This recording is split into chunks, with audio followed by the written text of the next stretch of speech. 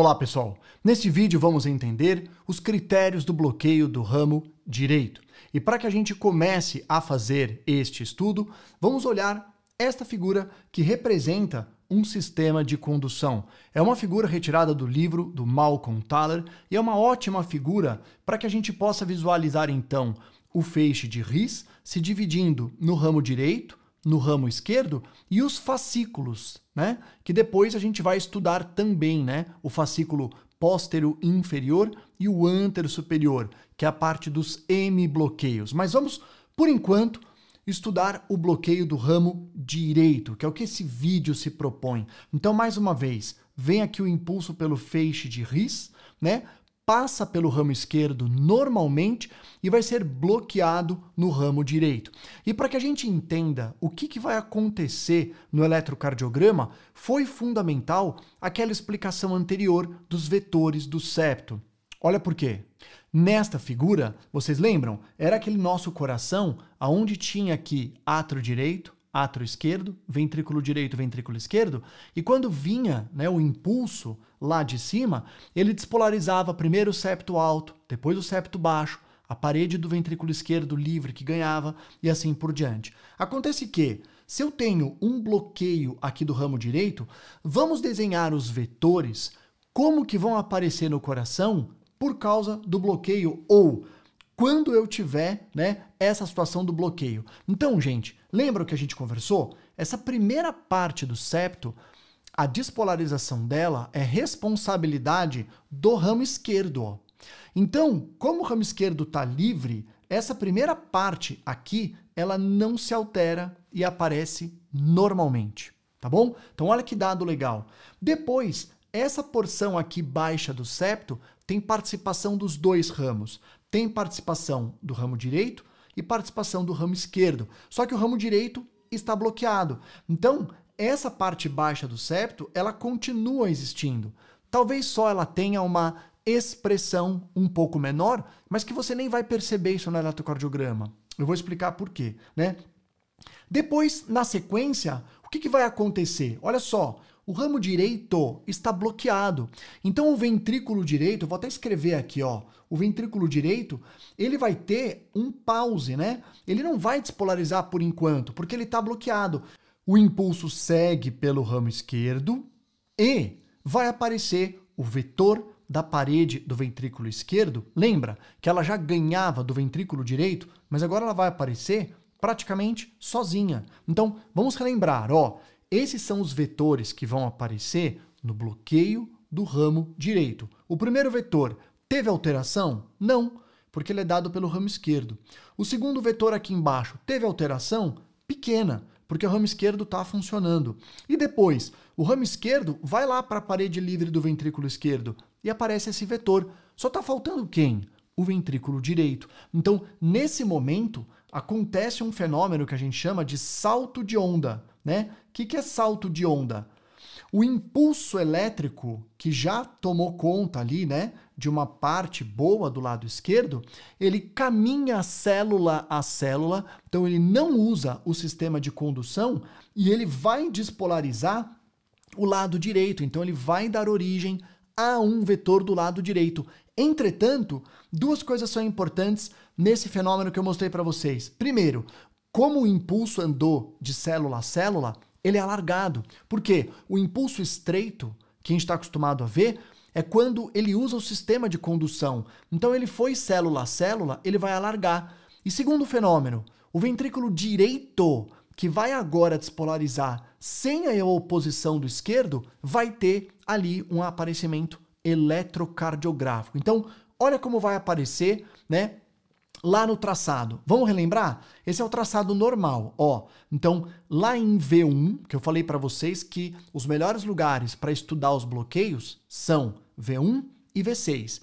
Em V1, como é que era o normal? Uma onda R, né? Dada pelo septo alto e septo baixo, tá? Daria onda R. Agora, olhem comigo. Esse vetor continua existindo? Sim. Esse vetor continua existindo? Sim. Então, esse vetor provavelmente não se altera, ou ele vai ficar um pouco menor, desprezível. Agora, olha essa onda S, ela era o lado esquerdo ganhando de direito, aqui vai se alterar. Por quê? Ela continua aparecendo uma vez que esse vetor vai existir, do ventrículo esquerdo, mas em algum momento vai ter o salto de onda. Então, ela vai aparecer, mas aí vai vir aqui o vetor do lado direito sem a oposição, que é o que mostra nessa figura. Então, olha que legal essa figura, ó. Eu tenho aqui o septo normal, eu tenho o lado esquerdo, né, por conta do ramo esquerdo estar funcionando, mas aí eu tenho salto de onda. Então o QRS alarga e eu subo novamente aqui para dar a despolarização do ventrículo direito, que antes ficava escondida e agora ela aparece.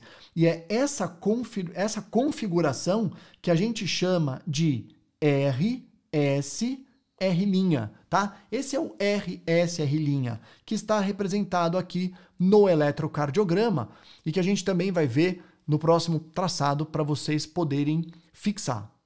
Neste traçado, então, dá uma olhada, ó. Lembra, os melhores lugares para a gente estudar bloqueio de ramo é a derivação V1 e V6. O V6 a gente não viu ainda, vamos dar uma olhada em V1, ó. Onda P, normal. Aí eu tenho, o que é esse primeiro R? É o septo. O que é esse segundo aqui? É o ventrículo esquerdo. Ah, Rafael, mas olha só, esse ventrículo esquerdo, ele tá curtinho, não era para ele vir até aqui embaixo? Gente, isso é absolutamente variável. Por quê? O tamanho dessa onda aqui, que neste elétron está pequeno, depende do momento do salto de onda. Então aqui você poderia dizer que teve um salto de onda precoce. Não importa.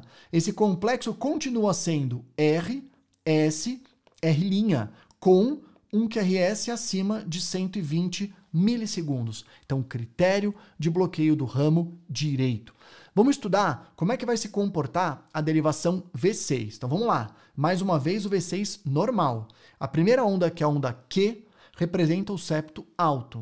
Depois, as paredes livres do ventrículo esquerdo ganhando do direito, porque a pera do V6 está bem ali do lado esquerdo, né? E depois a base. Agora, olha como vai acontecer na hora do bloqueio do ramo. Gente, primeiro, V6. Essa onda Q do septo se mantém, porque o ventrículo esquerdo está inalterado e o septo despolariza, né? Agora, mais uma vez, essa onda R, que representava o ventrículo esquerdo, ela pode aparecer maior, pode aparecer menor. Olha aqui como ela aparece maior, ó, nesse traçado. Agora, tá faltando o ventrículo direito. Então, o impulso anda célula a célula, que causa o alargamento. E aí, como é que aparece alguma coisa negativa em V6? É o lado direito, porque a pera do V6, ela tá aqui do lado, e aí o ventrículo direito fica negativo, porque ele tá fugindo da derivação V6, que é o que aparece aqui, e é o que tá nesse traçado. Então, notem que esse traçado em V6 tem uma pequena Q, que é o septo, tem o R, que é o ventrículo esquerdo, e aqui, olha, alargado e aparecendo uma onda S, é a despolarização do ventrículo direito. Então, característica do bloqueio do ramo direito. Vamos lá. Primeiro, gente, em V1, RSR', e ele está alargado. Em V6, QRS, normal, ele normalmente é QRS. Entretanto, com esse final alargado, empastado, o que representa o salto de onda para o ventrículo direito. Viram como foi necessário relembrar aquela despolarização dos vetores que nós vimos na aula anterior, relembrando o normal? E agora vamos dar uma olhada num eletrocardiograma de 12 derivações. Então vamos lá. Tem esse eletrocardiograma e vocês se deparam atendendo um paciente. Primeira coisa que vocês vão fazer, seguindo aquele nosso, critério normal, é calcular o ritmo em D2, aqui, ritmo sinusal. Aí você calcula a frequência cardíaca desse paciente está normal, tá vendo? Ó, 5, 10, 15, 20, tá? Então, absolutamente normal. Depois, você olharia as características da onda P. Então, a onda P, ela está positiva em D2, menor do que 2,5 quadradinhos de altura, de largura, né? Você também aqui em D2 olharia que todos os batimentos se repetem, perfeito. E aí você, por último, olharia, lembra, o intervalo PR, que tem que estar entre 3 e 5 quadradinhos. Então eram aqueles 5 elementos que a gente via em D2. Depois você ia calcular o eixo, né? Agora, antes de você calcular o eixo, algo vai chamar a tua atenção aqui em D2. O que chama a nossa atenção em D2? a morfologia do QRS é que está um pouco alargada.